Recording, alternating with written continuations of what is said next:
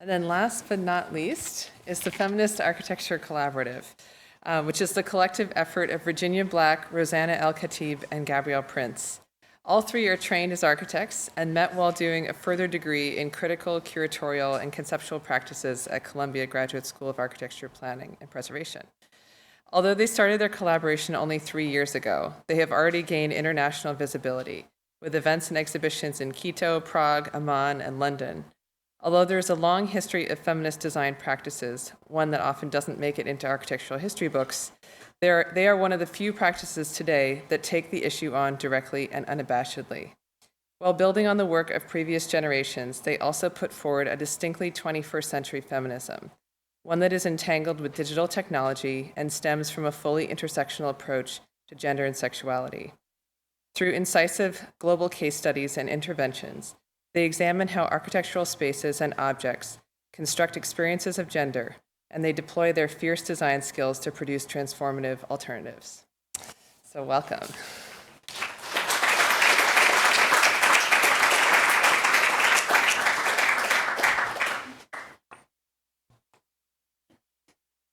I think we all fit. Hello. Thank you, Bryony. That was an amazing introduction. Thank you also to the Architectural League of New York for giving us this incredible platform and for ratifying the sometimes anti-architectural work that we do. Thanks to Parsons and the gallery staff. But thanks especially to our collaborators and friends, including Kathy Ewan, who has been our partner on the VR for the project you can see in the gallery. So our lecture doesn't have a title because we've already landed on the best one, F Architecture. But also because the thing we find ourselves presenting, not just tonight, but all the time, over and over, is ourselves. Us, the Fs, those feminists. The collaborative is this kind of super ego that we all occupy. It is our collective dream, our baby, our hardest job, our utopia of work, our worst headache, the messy cry that feels so, so good when you get it all out, because we're doing it together. And tonight we're doing it in front of an audience, so thank you for indulging us. We want to talk about the project of F Architecture as the identity through which we define our own kind of architectural work. And in keeping with the sort of bratty teenage voice of our practice, not a girl, not yet a woman, we don't want to present this as an overwrought statement on architecture as a profession or a set of discourses, but a reality of doing work and making it happen with relatively little institutional support and as an extension of our now very entwined personalities.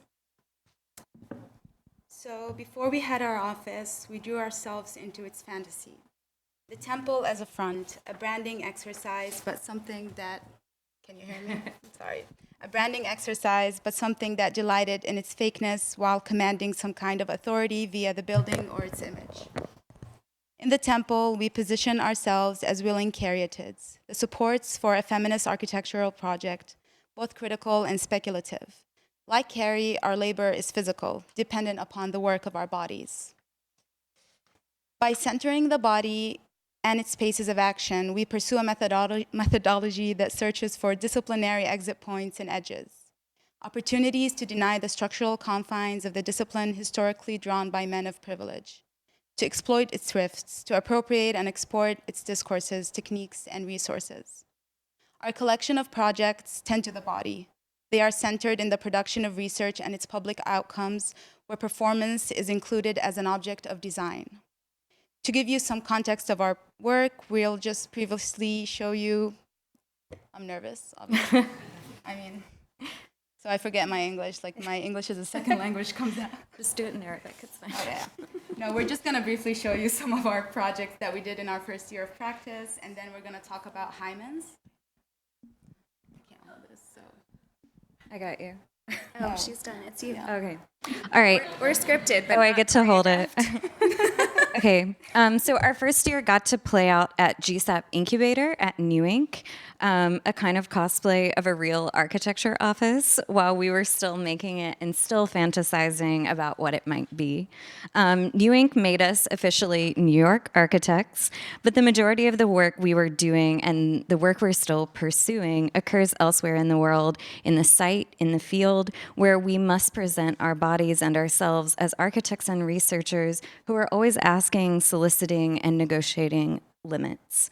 So while officially incubating Post-Fordist Hymen Factory, we also produce projects in Ecuador and Amman, maintaining 1 foot on Bowery and an REI boot in the rainforest. So Representative Bodies, which is this project, was an occupation by F Architecture and the Achimamas, or the midwives of Amopaquin, at the UN Habitat 3 conference in Quito, Ecuador. So with these Amazonian Quechua midwives as our collaborators, we designed official appearances across multiple formats, and these included an act of peaceful protest, a publication, a conversation, a live drawing, and a space of economic exchange. So we had actually applied to design an exhibition space for the conference where we would formalize Amopaquin's presence among national governments and NGOs. And through a series of drawings, we proposed to communicate Amazonian political life as expressed through the not exclusively human design and construction of the rainforest, alongside the representatives of the new urban agenda, which was the agenda that UN Habitat 3 put forth. But in the $400 per square foot booth, which is the monthly cost of renting an apartment in Quito, we ultimately couldn't be accommodated by the UN's preference and definition for the urban, which essentially priced out the people who were least represented there. Exactly the circumstances that incite protest. So we diverted the few funds we'd raised to getting the Achimamas to the capital in Quito so they might assert their own presences outside the organizing logics of the exhibition as a delegation of Amazonian Quechua women. And because the women are shamans, they performed cleansing rituals on conference participants, occupying the space despite not being allowed to participate otherwise. So these were all efforts to assert an image of an indigenous, feminine, rural identity at the UN Habitat Conference in Quito. And in a different political context, we locate embodied demonstration in urban public space. Republic of Body is a choreographed performance that took place in Amman, Jordan in 2016. It was a part ritual procession, part gay pride parade. This curated event instantiated a public and symbolic space for feminist and queer artists in Amman to assume a visibility they are otherwise denied. The performance redeployed images and symbols of the national and Hashemite narrative, a highly constructed and still modernizing image, with symbols borrowed from royal processions and motorcades to riffs on the uniforms of the Arab Legion and Desert Patrol that was designed by the British colonial forces at the time. This performance aimed to occupy the same spaces that aided in legitimizing a Jordanian state, where these publicly marginalized bodies can march in declaration of their independence. But to enable any of that, the project was also an intense bureaucratic exercise that involved seeking permission for a kind of public event that has never occurred before. And so we ended up not only getting the approval, it was a verbal approval, but good enough, but a police escort was accompanying the queer bodies that marched through the streets. So back in New York, we turned to a more direct interpretation of the architecture of political appearance with our project I Called, which was initiated between Election Day in November 2016 and Inauguration Day in 2017 during the assembly of the Trump cabinet. I Called is a deployable installation and media apparatus to see new performances of political speech. Literally, it's a set where you can call your senator and have it filmed for social media. So we're really inspired by the I Voted selfie in this case.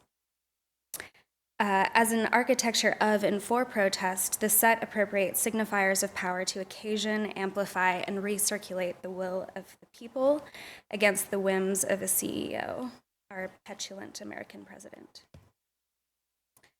a gilded wallpaper that borrows details from Trump's New York penthouse and actually incorporates his own sort of peachy face, if you can make it out in the background. It serves as the backdrop and is accessorized by spray-painted gold furniture and a custom Rolodex that we printed with like Jeff Sessions' phone number on it. We first installed this public interior in a vacated American Apparel at an event with activists and community organizers called Forward Union Fair, and then here at the New School on Inauguration Day as an event called Not Going Back, and more recently at the Morgan Library with the Municipal Art Society. So one interest of this project is how the power of aesthetics, in addition to the power of space and occupation, might be appropriated to exert other discourses against powers historically formalized by architecture.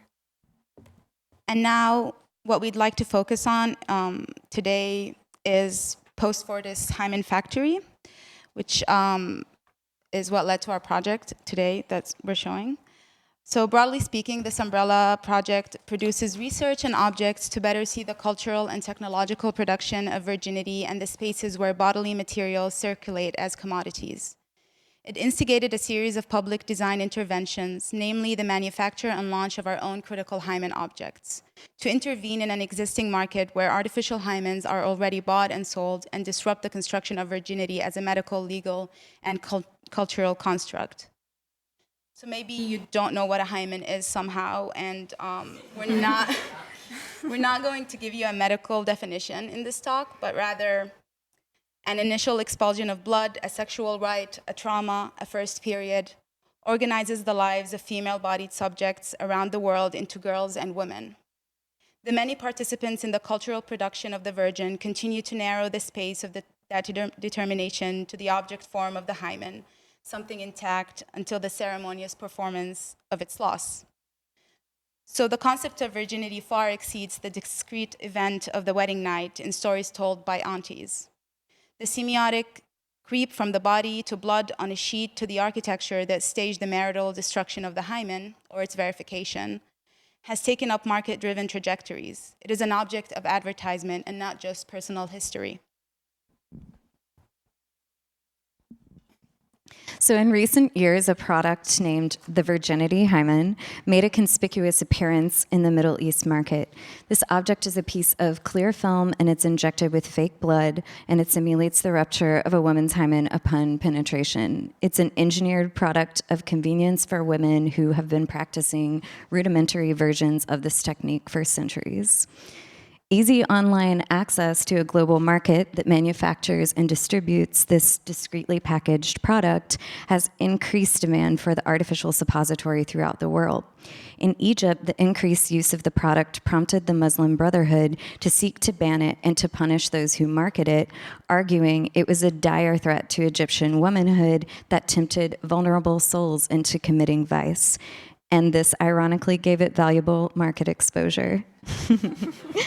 So the manufactured membrane retails at $30 to $400, and it is for many an alternative to surgical hymenoplasties that range between $1,000 and $4,000 USD.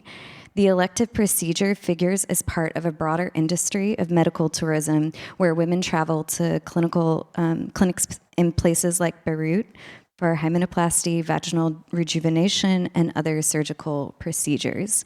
These clinics offer clandestine spaces of virginity construction, away from the danger of women being exposed within their... Is this good? It's not karaoke. I can't wait. We're doing that later. So, of women being exposed within their home country. So by contrast, the suppository or film provides a different kind of discretion. It comes packaged in a multi-layered jewelry box, but the risk of exposure remains if the suppository ceases to function correctly or if it appears inauthentic. So we're interested in the prosthetic artifact of the hymen, already available on sites like Alibaba, and as part of this kind of larger cosmology, which we're showing here, of designed objects, so speculums, anti-rape condoms, catamenial garments, those are sort of Victorian period lingerie, up to high-tech menstruation gear. All of these things help to shape the appearance and performance of the gendered body. As an object of invention, the simulated hymen might be open to other possibilities, applications, and desires, and root around the gender regime that already designs the body at a socio-cultural scale. Narrowing in on this decisive bodily threshold, we took a stab at questions like, what is a hymen that can be worn or painted on as a cosmetic? One that extends far beyond the threshold of the skin, one that fills a room like a rug, or finds other uses as furniture. And this, of course, is our temporary tattoo hymen. So we were interested in this design problem that emerged from the research, but another outcome was a lot of writing and talking. We found that a lot of explanation is necessary when you have a project about the artificial hymen, but its object status as a fake allows us to see an otherwise inarticulable thing more clearly. As a commodity, the hymen and its simulations take on renewed consequence to the agency and self-possession of women throughout the world, and especially those in the MENA region, where virginity is a status enforced through long-standing and evolving forms of scrutiny over the female body. So no longer a biological fact, the hymen as an object of sale expands the possible scenes of its destruction and verification to sites of production and adoption. These products are inserted, implanted, and made in labs, clinics, and in private homes, and then distributed around the world. The insertable hymen activates new performances of virginity from the point of sale to the expulsion from the body.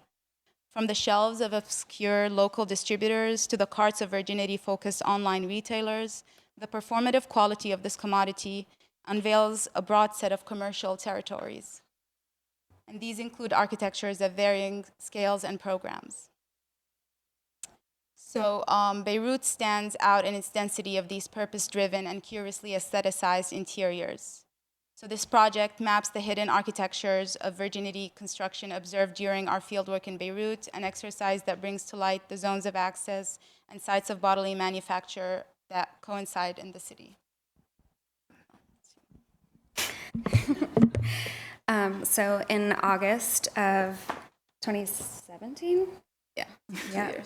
We took a flight from Amman to Beirut in an excursion from the main event of Rosana's raucous Palestinian wedding. Our bride wasn't interested in playing the virgin, so while she was engaged in a family affair in Dubai, Virginia and I made a trip to Lebanese clinics practicing hymen reconstruction. So this is part of another map we made, and if you go on our website, you can click around it, where we started to plot out this kind of density of clinic environments, and those include some anecdotes about the types of procedures that you can find there. So walking, we did a lot of walking, clinic to clinic, appointment to appointment. Walking from Hamra to downtown, we start to see our first urban appearance of the industry of feminine correction. This is an advertisement for Dr. Nader Saab, whose website reveals an elaborate franchise of boutique clinics. Yes, there they are. Whose website reveals an elaborate franchise of boutique clinics where the architecture secures the domain of the body made whole, the body desired. So we visited 5 clinics in total, but the Grand Dame was Dr. Nassar Hospital. The expressive facade performs the brand identity of the celebrity surgeon, supported also by the addition of the cello, which you can see in the bottom left-hand corner. It's an instrument associated with perfect craft, production, and performance, one that renders beauty and pleasure, which merges not incidentally with the curve of a womanly hip. You can see it on the right of the advertisement. So the cello is revealing its strings, but the body is turned away, revealing the butt crack. In the space of the formal clinic, where elective improvements co-mingle with need-based procedures, the aesthetics of bodily rejuvenation are reinforced in furnishings and finishes that aid in sustaining the desire for the virginal yet sexualized body. And this was especially clear in the waiting room of Dr. Nassar Hospital. So bedecked in leggy furniture and stylized representations of the bodies that women of means can acquire. And this was a kind of mythological clinic space that we had glimpsed online in YouTube videos. It's a kind of parlor where women congregate but don't speak to each other. The furniture is arranged around tables and in groups that might allow for conversation, but Lebanese fashion television is the only sound that fills the room. So this suite is one of the many thematic rooms, from classic to modern to fashion girl, that also represent this space as a conflation of spa and hospital. So this is a recovery suite. After visiting the comfortable sitting room in the basement from the last slide, patients can go to the top floor for operations and then rest in these recovery rooms. And then also the site of Dr. Nassar's own entertainment, as seen in this video, or still from the video, of the hospital's christening, is a party complete with models. So stitching together this navigation of Beirut's clinic interior, absent from its urban context, we generated a meta-interior of the clinic, which serves as an organizing schema for the project as it is since unfolded in the gallery. Here are the spaces of the plastic surgery clinic, the OBGYN office, and the Medi-Spa, otherwise concealed in office towers in downtown Beirut and pseudo-residential developments north of the city, are reproduced as a newly navigable landscape of rooms. These rooms, programmed and textured for anticipation, examination, and operation, are defined by the gravitation of furniture-scaled objects. In pink-veined marble lobbies and branded stirrups, the materials, objects, and aesthetic protocols of the clinic can be seen as consequential to the making of ideal bodies. In an attempt to convey the affect of these interiors, we began searching and shopping for furnishings for our own clinic on Revit, on sites like Revit City and other open source outlets, where we also acquired typicals for the office and the medical office from Herman Miller. And we also ended up finding exact replicas for a boutique hotel hospital currently under construction on the outskirts of Beirut that we visited only through its renders. So after a lot of grants and lots of sleepless nights, we finally got funding, and were able to, produce this in a gallery. And at Viper Gallery, we had this opportunity to present the research at a one-to-one scale. That is, in the reproduction of a typology of rooms we found in the fieldwork, like in the lobby, exam room, and a recovery suite. So this makes up the physical staging of our exhibition, but is also augmented with the VR view into the clinic interior. The materials, textiles, and finishes which stage the exhibition of our designed hymen objects are exported from the sites that we documented, but are enhanced in the specific aesthetic fantasy that they help to produce in the clinic. These hymen objects are the outcome of our research into simulated virginity that interferes critically at the level of the commodity objects. A hymen that is not just inserted, but one that you can sit on, see yourself, apply as a cosmetic, walk on like a carpet, and so on. Ooh, sorry about that. So at the center of the gallery, you are called into an exam room. This is a curtained space and a site of intense scrutiny. It's where the body is laid bare for a medical gaze, but where you are also asked to recline, lay back, relax, shift your hips to the edge of the cushioned table, please. In this case, our furniture-scale hymen object turns that view back onto the seen body, a surface for relaxation, reflection, but not absorption. Drawing from a history of women situated between cushions and hand mirrors, we leave Odalisque, or Rosana, to her own devices. What escapes her pools there in a reflective surface for her own uses. So the hymen object, the self-exam chair, which is also in the gallery outside, borrows from a history of the inflatable, something actually improvised by an English woman in the 1950s, but repeatedly shown by late modernist Italian designers with beautiful models draped across the transparent surface into the 60s and 70s, before it becomes the kind of covetable furniture of 90s tween bedrooms that we accessed only through the Delia's catalog. But the design also references a 1980 pamphlet that we found from the Federation of Feminist Women's Health Centers that show women coming together with hand mirrors and pillows to perform at-home gynecological exams. So in the chair of the examination room, which you'll see in the gallery, you are transported to the operating room. Access by adorning yourself with a VR headset, a device that makes contiguous the atmosphere of the clinic and its common elements and the body. It's an intimate inside and interior that is worn.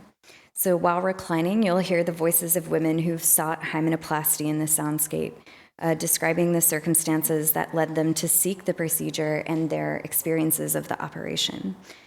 Just as we have negotiated our own access to the clandestine spaces of the clinic, and here again through the VR, we must also engage the question of access to VR itself and whose stories can be told with the technology. The interiors of the clinic are protected by a series of doors, guards, and other secure measures, but access to the VR space, the literal megabytes and processing power that you're able to afford, is similarly mediated by a set of classed concerns.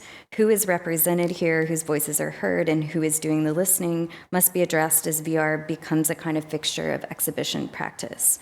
So resisting the impulse to leverage the currency of empathy to paint the viewer as someone who can save someone, do something, provide something to the person speaking, and consequentially depicting the speaker as victim, we instead attempt to add complexity to our understanding of choice and enable listening even where people feel vulnerable in admitting their own choices. So before you make your way into stirrups in the VR, you're received in a kind of anteroom that features its own projected view onto the waiting rooms of the VR model. The clinic lobby is a space that caters to desire and anticipates the business of modification.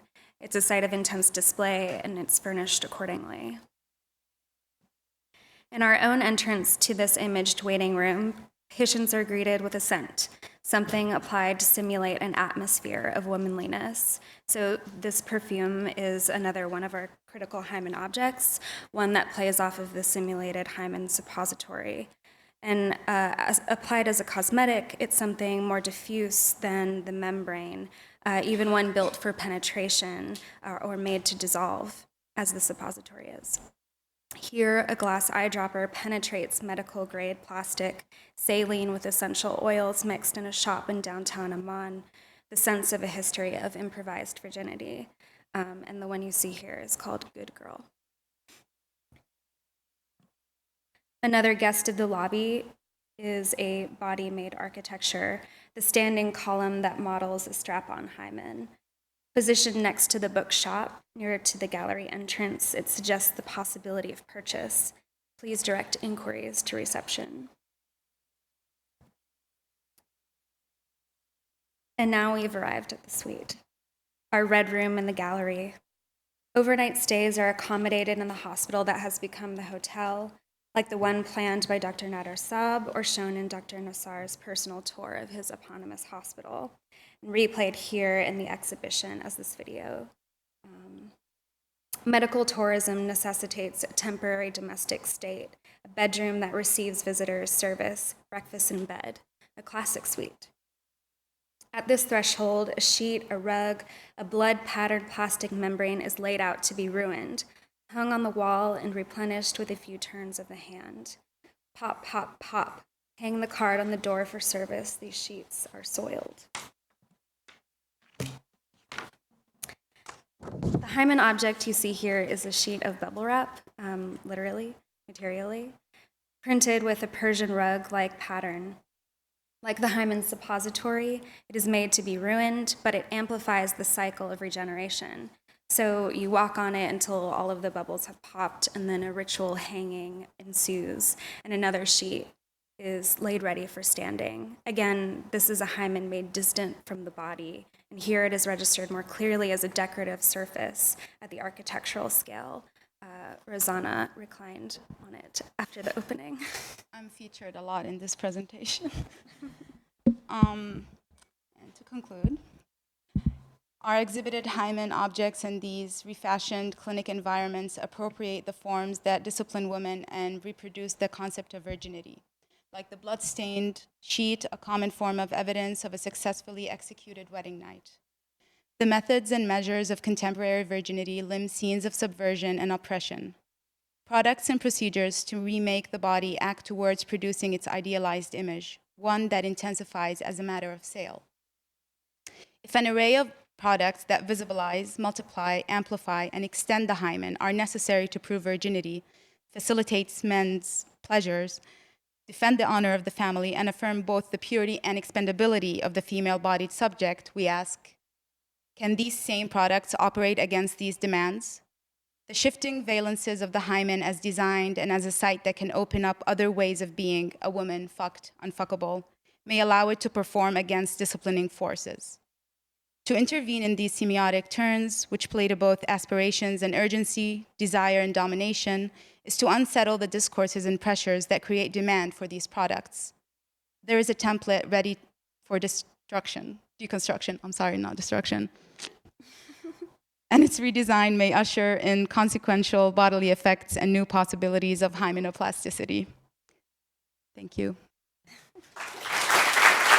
Almost looked good.